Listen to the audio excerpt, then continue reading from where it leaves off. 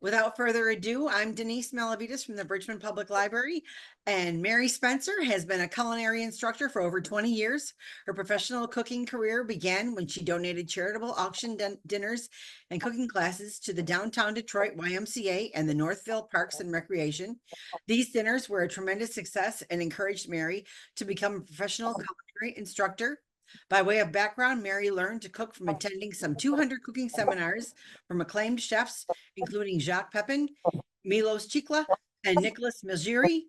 She has taught cooking classes at a number of Metro Detroit cooking equipment stores, including Kitchen Glamour, Kitchen Witch, Scotty's Kitchen, and ABC Warehouse. She is presently the owner of Taste, a Cook's Place, LLC, a cooking school and Cook's Resource Center situated in Plymouth, Michigan. Mary has also conducted numerous classes for corporations, service organizations, and individuals. She has been a guest lecturer at the U of M Sociology Department and Michigan State University. Her class repertoire includes over 1,000 class tested cooking presentations covering a wide range of topics.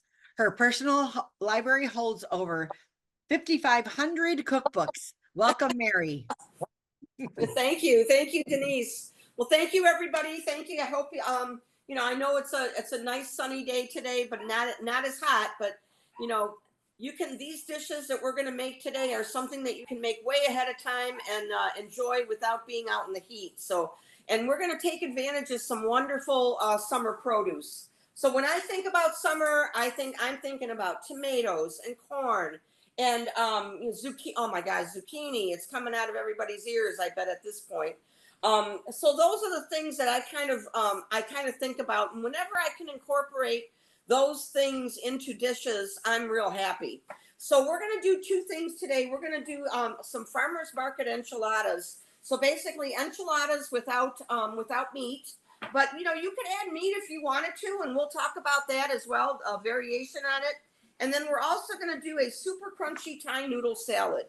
I am in love with Thai salads or with Oriental salads. I just think that the flavor is really, really bright and fresh and beautiful. And so anytime that I can kind of take advantage of that and use produce that's coming into season right now, that's exactly what I like to do. So the first thing we're going to do is let's make our enchiladas. And making basically what we're going to do is we're going to roast our vegetables, and I've already done that for you just because it takes a good half hour to roast them. So these are my zucchini and my mushrooms, and I'm using cherry tomatoes, and I'm using peppers. Your recipe says a poblano pepper, which is a little spicier pepper. It has a tiny bit of heat to it.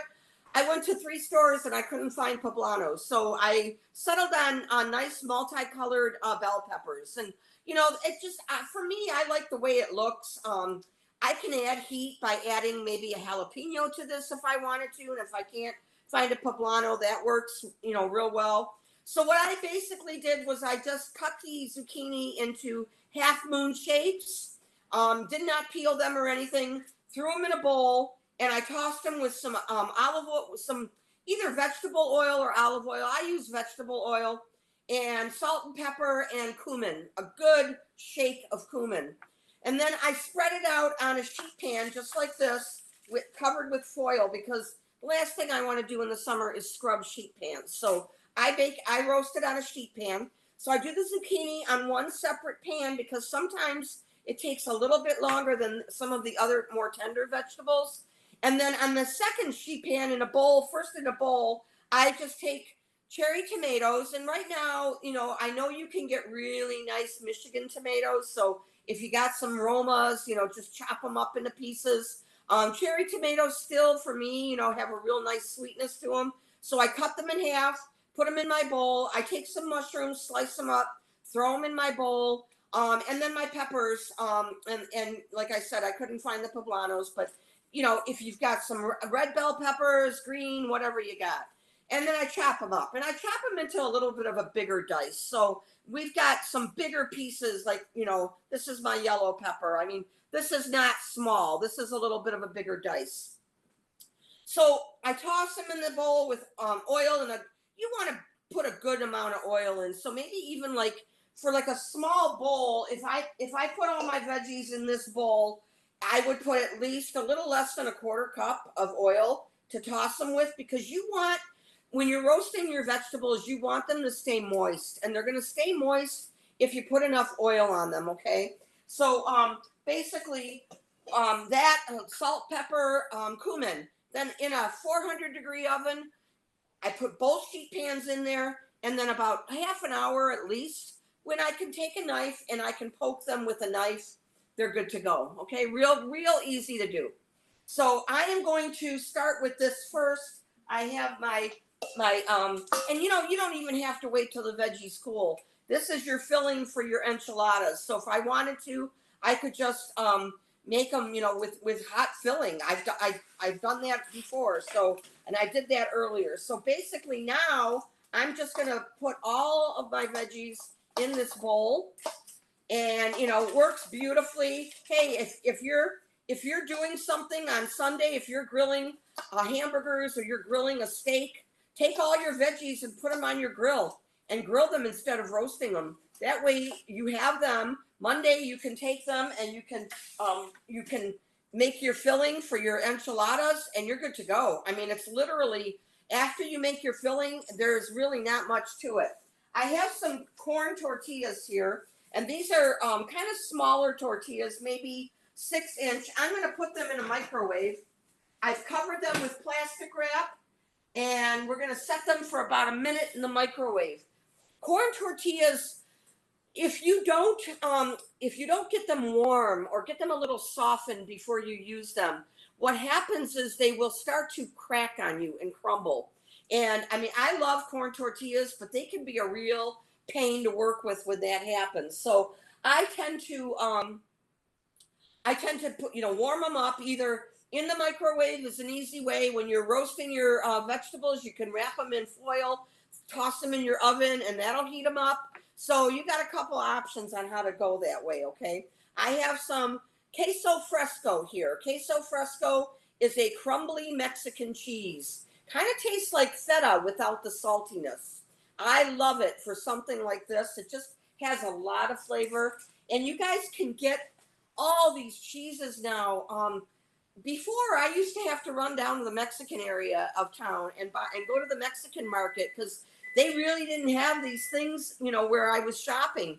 Now, Meijer, Kroger, any store that has a decent, refrigerated section, cheese section, you can get it there. I have some Monterey Jack. If you don't have Monterey Jack, cheddar will work. I just like Monterey Jack because it's kind of more of like a Mexican flavored cheese. And then I have some cilantro that I chopped. Okay, so just some fresh chopped cilantro, and that is our filling for our enchiladas. Really, really easy. So I'm just gonna mix this together at this point. Remember, this has been seasoned. Your vegetables were seasoned before you roasted them. So really, I mean, you can taste them at this point, but honestly, I don't think you need to correct seasoning at this point. I think you should be good. Now, I made some earlier, so I'm going to, be able to show you that because it takes a while to bake and such. But I'm going to take, for our demonstration purposes, I'm just going to take a small pan right now.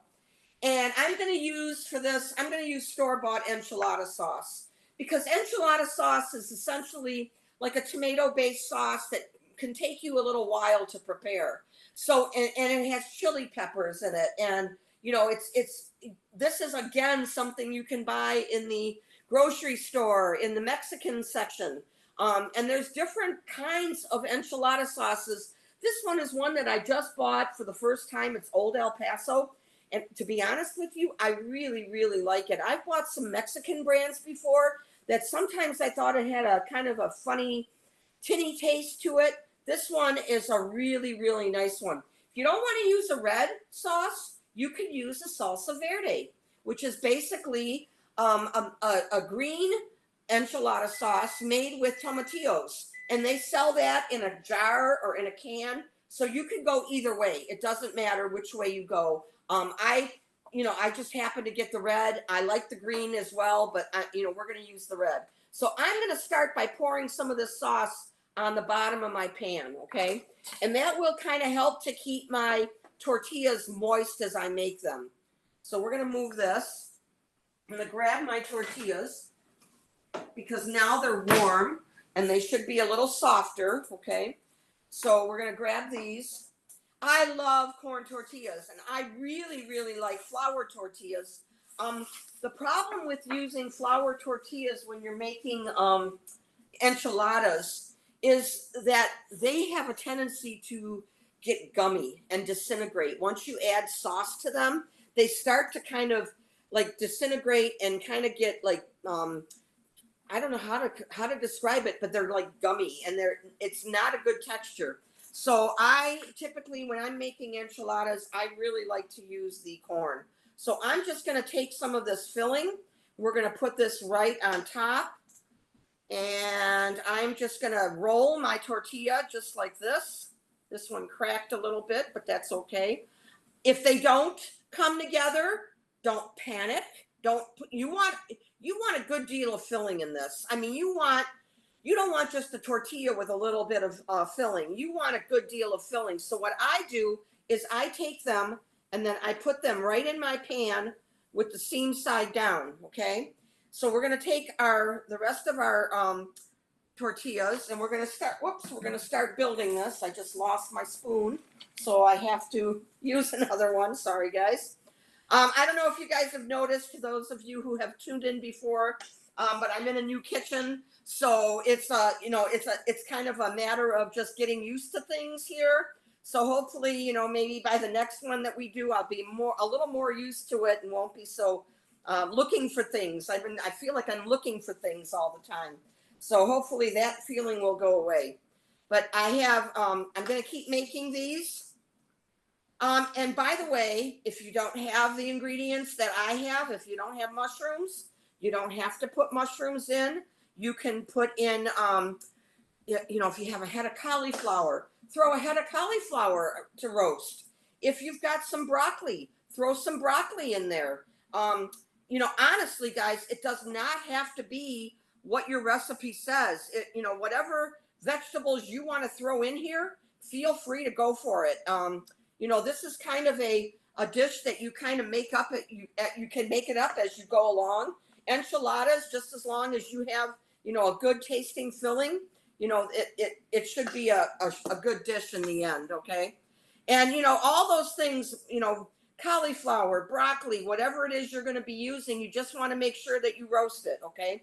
I'm going to put this one on this side.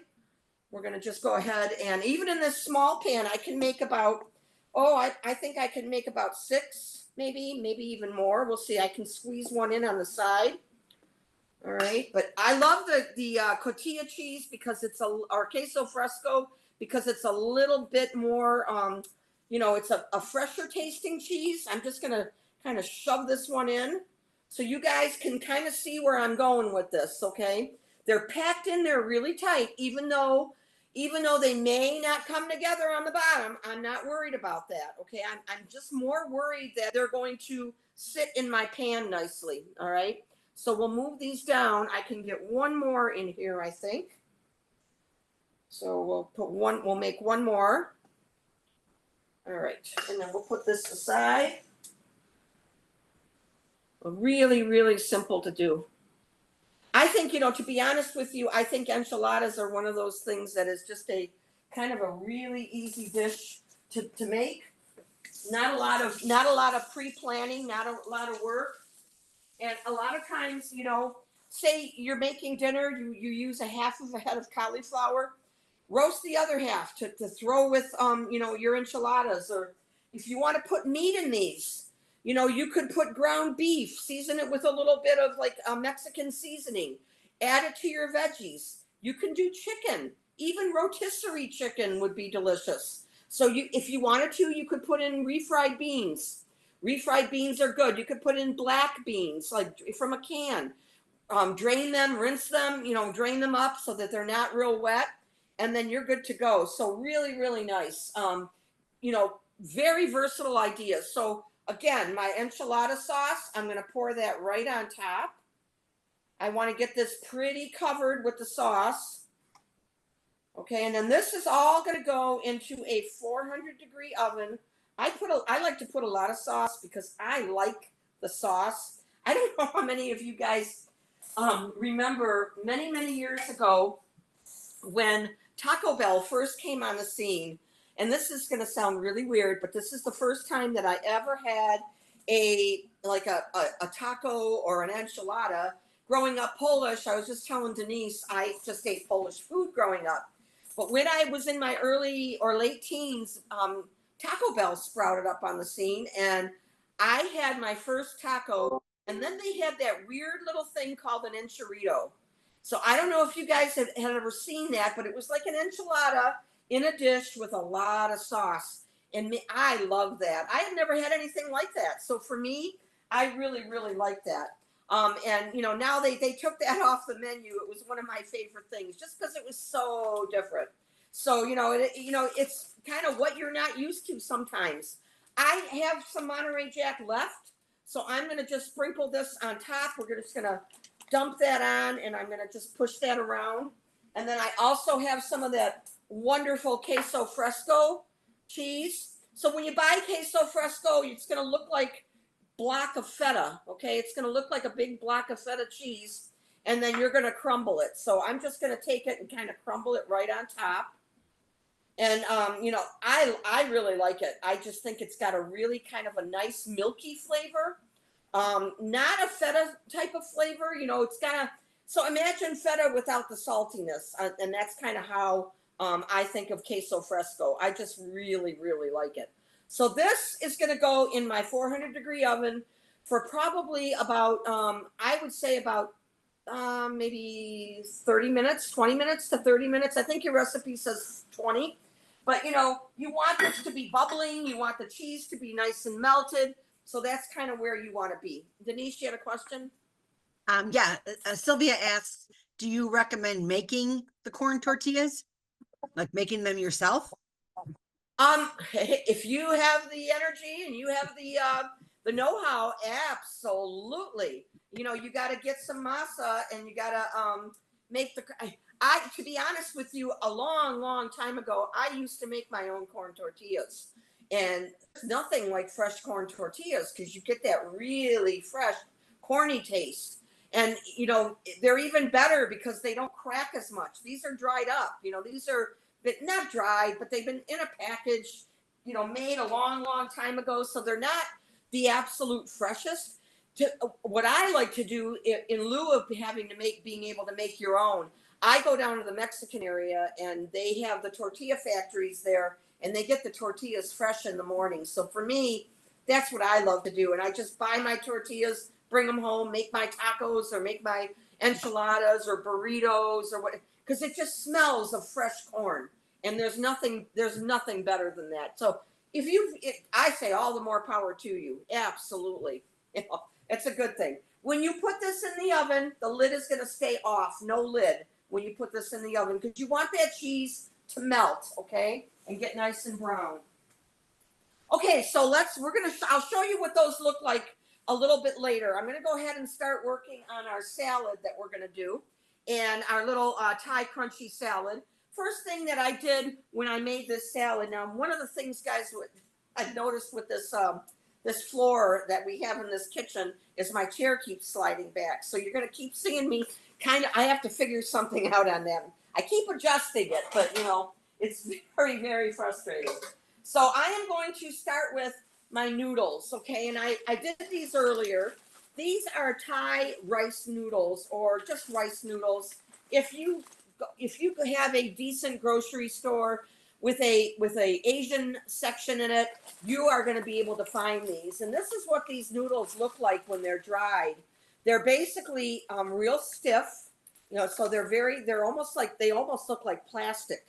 And when I take these and separate these, because you get a big pack in a bag, when I separate these, I put them in a paper bag, and I reach in the paper bag and I separate them, because if you don't do it that way, you end up with all these noodle pieces that just shoot all over your kitchen.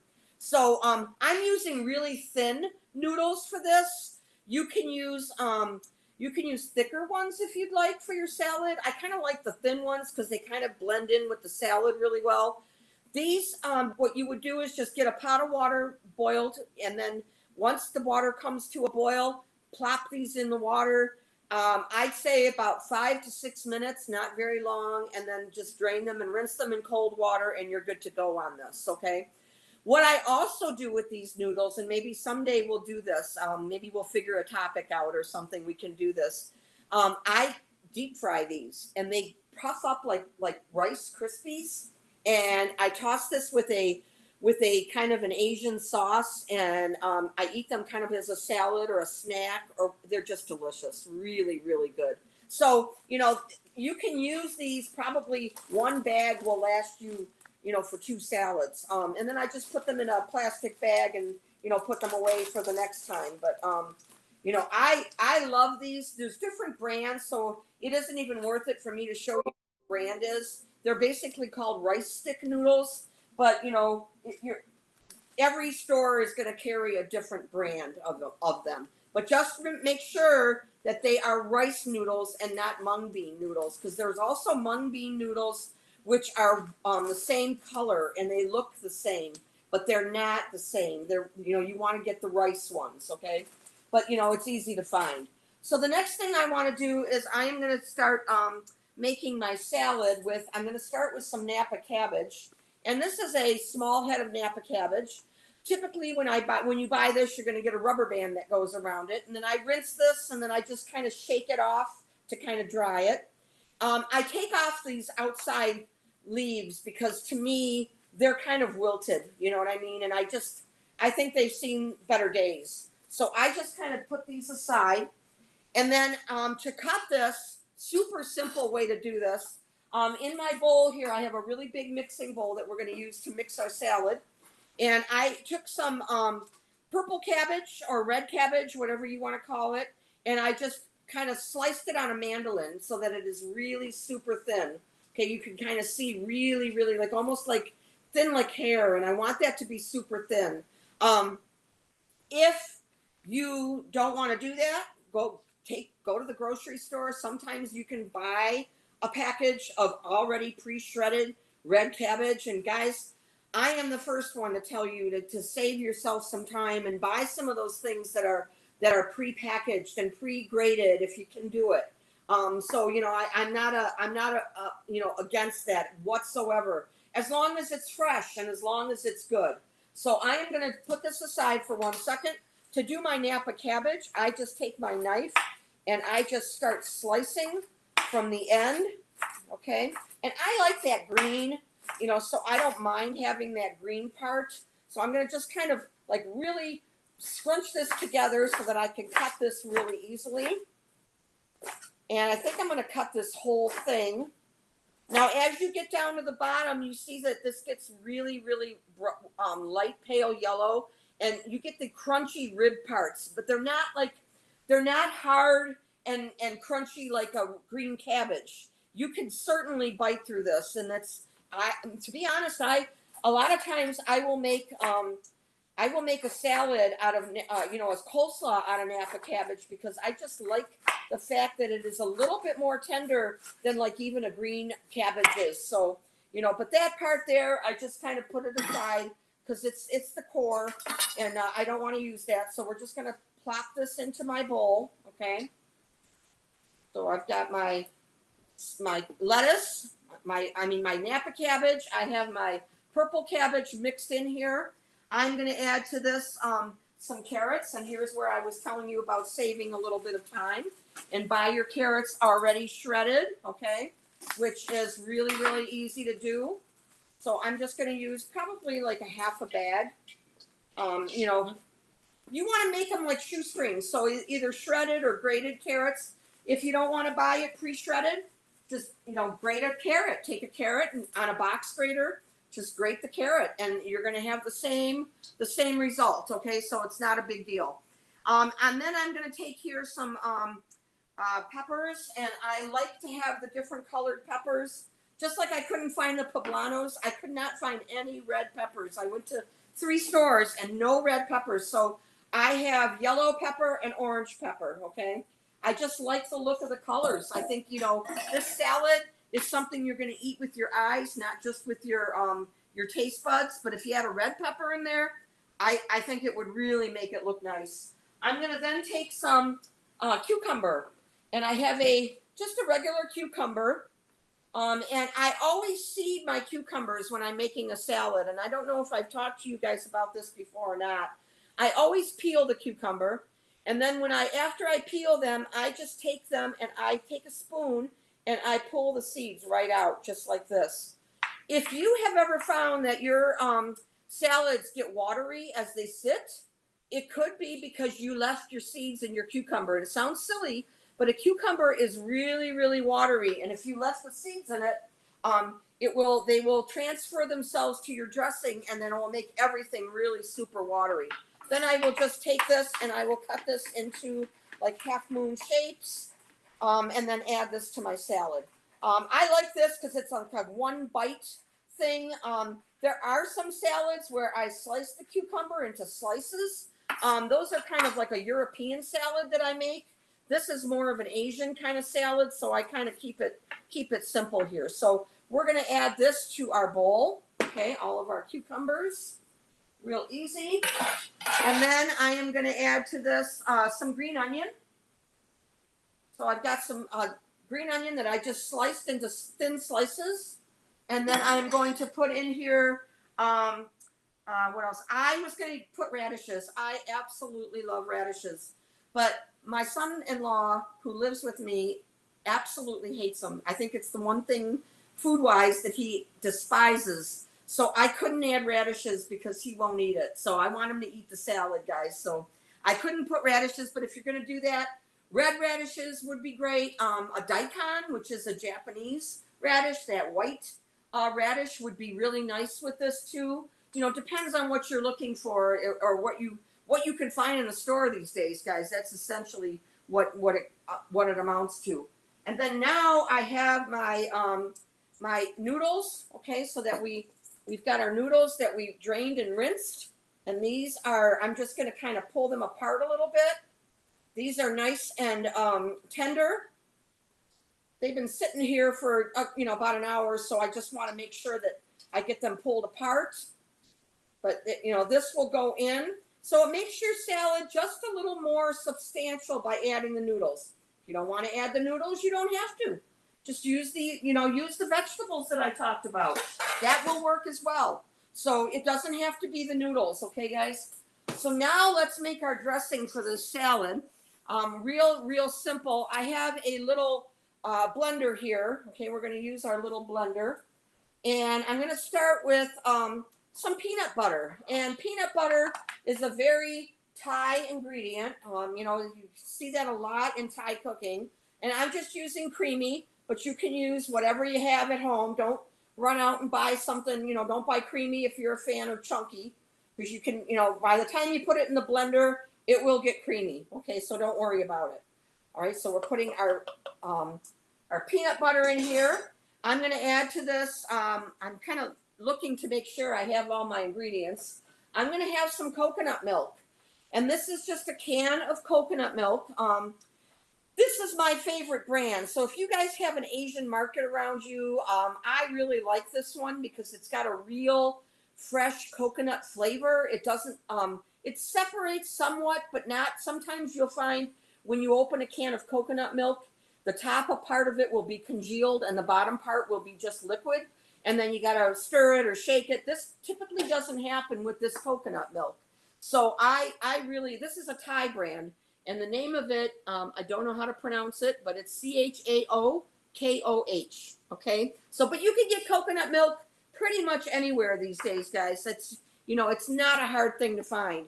So I'm going to cheat. I'm just looking at my recipe to make sure that I have all my ingredients. I'm going to do about a quarter cup. So yeah, about a quarter cup. We're going to add that to our little blender. All right, and put that aside. And then I'm going to put a little bit of soy sauce. I could use fish sauce, which is a real Thai ingredient. But fish sauce is something that I don't know. To be honest with you guys, unless you're going to be cooking a lot of Thai food, I don't really suggest you buy a big bottle of fish sauce, only because it's going to sit there. And honestly, fish sauce is essentially the same thing as soy sauce. There's a difference in flavor.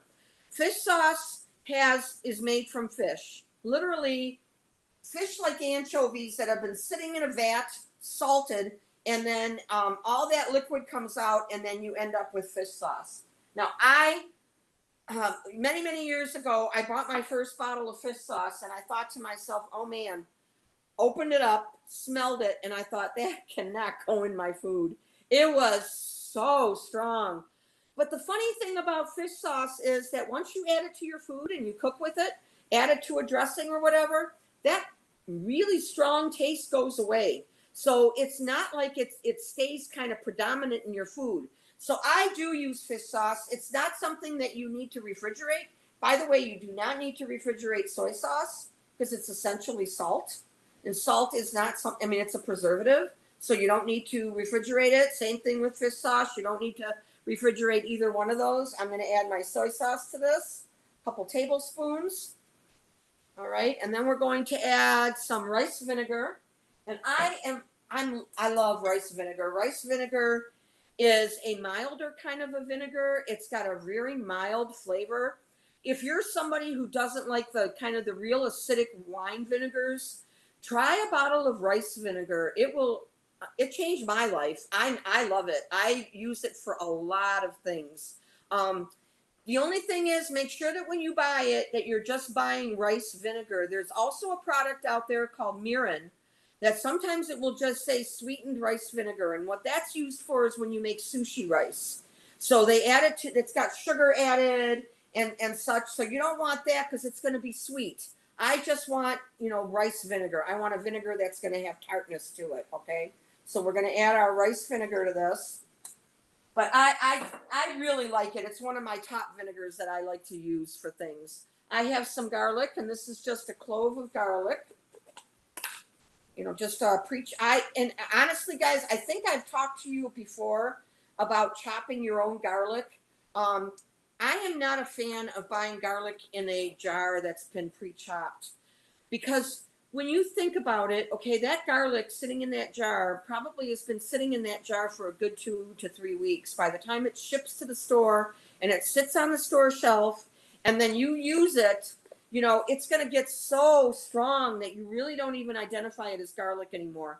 What I typically do is I buy my garlic peeled, okay, and I buy it. Nowadays, you can buy it in smaller containers. So, and I go through a lot of garlic, so it doesn't bother me if it's a bigger container of it. But I chop my own, and I either put it in a blender or a little food processor, and then I put it in a container and keep it in the fridge.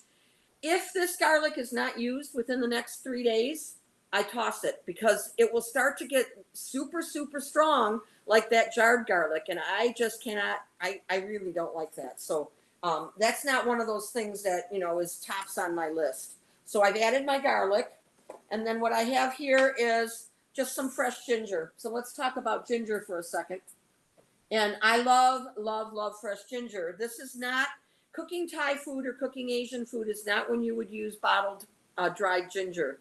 Dried ginger is typically used for baking, or you can use it in Middle Eastern cooking, some Indian cooking, and I just did a cooking class with Moroccan cooking, and it was used heavily in Moroccan cooking. So they like to use spices that are like a little more on the kind of the sweeter side when they cook with them. So, but those are spices that in those cuisines you would use it dry. But when we're doing something like this, you want to use fresh ginger. When you buy it, you want to make sure the skin is real tight. It's not wrinkly. It's not soft. I cannot press this whatsoever.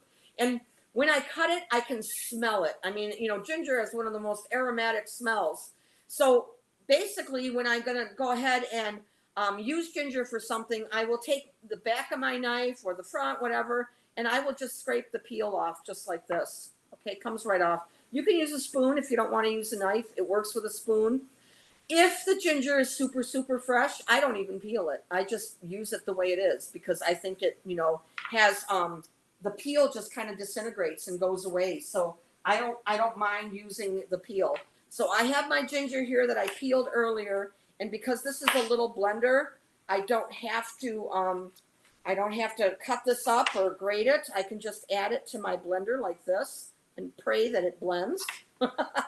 Guys, I'm not sure, who knows, right? Who knows? I've only used this little blender a couple times, but I'm going to cut it into smaller pieces so that when I add it, it will hopefully blend.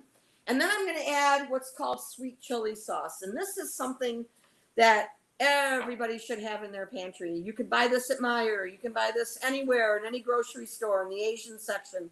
It is basically, this one is called spring roll sauce, but it's basically sweet chili sauce. And what it is like, if you've ever gotten a spring roll or an egg roll in a restaurant and you get the sauce that goes with it, this is it. And this comes in a bottle. You don't have to refrigerate it. Okay, it stays in your pantry. And I use this for so many things. I add it to salad dressings. I add it to to fillings when I make a filling for a spring roll or an egg roll or whatever. And it is just a really, really nice product. And you can get different brands of them, but it's basically just I don't know, I guess this is kind of like a thickened sauce, like what they call a duck sauce or whatever in Chinese restaurants. Okay, so let's see if this guy is going to work. I hope so. And let's see. Come on. So I tried it earlier and it did work. So let's see. There we go. Great little blender. If you're somebody who likes smoothies and you want to make personal smoothies on your lunch hour, this is a great little thing to have. It's a Ninja little personal blender, and it works beautifully, guys. So I'm going to taste that dressing to make sure that it tastes good. We don't need any balancing. Oh my gosh. I want just a little tiny bit of lime juice. I think that's in your ingredients, is it not? Maybe not. Yes, it is. Yeah, I knew it needed a little bit of lime taste, okay? And so little lime juice works. We'll put this aside. I squeeze my own limes. I'm not a fan of those little plastic bottles. I buy limes and I squeeze them. If I don't use them, I squeeze them and I freeze the juice just so that I have it. So let's mix this in with this. I am so happy this thing worked. But one thing I hate to do is when something doesn't work and you have to transfer your ingredients to another piece of equipment. I hate that, guys. So I'm going to take this and we're going to pour this all over our salad at this point. And even our ginger blended beautifully. I have no problems with that. We're going to pull all this dressing out. And I mean, you don't even have to be like a real peanut lover because you put enough peanut butter in there, but it's not like super heavily peanutty. I mean, I don't know how to say it. It's just really, really tasty. So we're going to mix this. We'll toss this with our dressing and have all those ingredients tossed. Then what I'm going to do is at the very end, once I've kind of gotten this tossed and coated with my dressing, is we're going to, what's happening here now, and I can see it, is that it's kind of mixing in with the noodles, and once it kind of mixes and separates with the noodles, the rest of the ingredients gets covered with my dressing, which is fine. That's the way it should be, okay? I want those noodles to kind of stay separate. All right, so there is I mean, come on, guys. That is so pretty in the summer. Such a pretty, pretty salad. You could use a little bok choy if you can't find Napa cabbage. Use green cabbage if you can't find it. Use pre-sliced green cabbage. That works. Or romaine lettuce works. You could do romaine. It doesn't have to be even a cabbage. It can be head lettuce. Just shred it. Like, just kind of a thin shred, and it will work. We're going to take some sesame seeds. Okay, these are just some toasted sesame seeds. And we're going to sprinkle that in. I just like the flavor of sesame seeds. I think it gives a really nice flavor. I'm going to move this for a second. we're going to take some cilantro because I want that freshness to come back into my salad, okay? So I'm going to take some cilantro. When I use cilantro, I wash it, I wrap it in paper towel, and then when I go to use it, I just cut what I need because cilantro stems are very tender. I don't mind using them. So I just kind of cut what I think I need, all right? And then I just give them a chop. When I'm garnishing them for a salad or something, I don't chop them really fine. I kind of let people know that there's leaves of cilantro in here. If I was doing basil, I would have the same thing with basil. I would not chop it really fine. I want to make sure kind of people know it's there, okay? Then I have some either peanuts or cashews to kind of play with that peanutty flavor. So I have some cashews here, cashew nuts, and we're just going to kind of give them a rough chop. You can leave them whole if you want. I kind of, I don't want to get a big cashew in my mouth as I'm chewing my salad. Sometimes, that can kind of, I don't know, it can be a little off-putting. So I just give them just a small chop. If you don't want to do this by hand, just do it in a food processor or a small blender like I had just now. That will work, but we're just going to kind of chop them a little bit. All right. And then that will go into our salad as well. All right, so all of our ingredients are in. And I can get rid of my knife. All right, so there is my beautiful Asian noodle salad. Oh gosh, guys. I don't know if I made this for myself or if I made it for you. I don't know. It's one of those things, the bad thing is I can't let you guys taste this. But the good thing is you guys can make it and taste it. If you can't find, these noodles and you want to make them with noodles, use angel hair pasta. You can certainly substitute and use angel hair. That works too. So, you've got a couple of options there. So let me kind of plate this. I'll show you what this looks plated. So I have a bowl here and we're going to take some tongs. Best way to get this is with a pair of tongs. So I have some beautiful Asian noodle salad. Make sure that you get your peppers, you get all your ingredients in there, okay? You want that to really, really look good as well as, because you're eating with your eyes, not just with your taste buds, okay? So that's really important. So there is this one. I am going to kind of clean this off a little bit. I got cashew crumbs everywhere. And then let's take a look at that, those enchiladas that I made earlier. It's still warm, okay, it's a good thing. So here are my enchiladas, and this one I did not put Monterey Jack in here. So I just used the queso fresco instead of using any other kind of a shredded cheese. I just did the queso fresco, but this works. So whatever you want to do, you want to add. I told you my seat keeps moving on me, guys. I don't know. I like to serve people 2 enchiladas, so I'm just going to kind of find where they separate, and we're going to pull 2 of these guys out. Okay, so there are my beautiful veggie enchiladas. I don't know, and guys, if you can't eat them all, you make a whole pan of these, freeze them. So if you can freeze half the pan, you use up the other half of the pan, and then I'd say within about a month, I wouldn't even thaw them. I'd throw them in the oven and just let them come to temperature, and then you've got a nice meal right then and there. So real easy dinner to make. Okay, so there are my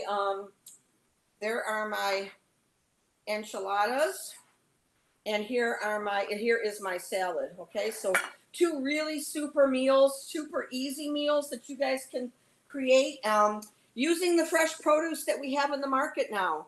I thought about what I wanted to cook, and I thought, there's so many things that you can do with all this fresh produce. I could even put corn in here. I could put corn in the enchiladas, roast that with all the veggies. I don't think I mentioned corn because that's in season right now.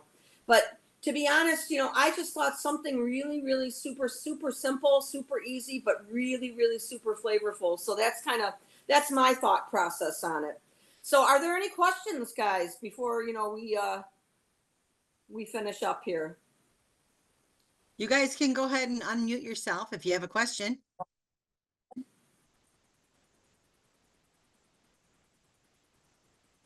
Mhm. One of the things I hesitate to do too when I'm cooking from a different culture is buy ingredients that have to go in my fridge, or my fridge doesn't have a lot of room in it, and so I hesitate always to buy ingredients just because that recipe called for it. What I think the beauty of this recipe is that all the ingredients I use here, they're all shelf stable. I don't think one of them actually goes in the fridge. So that's kind of my thought on that.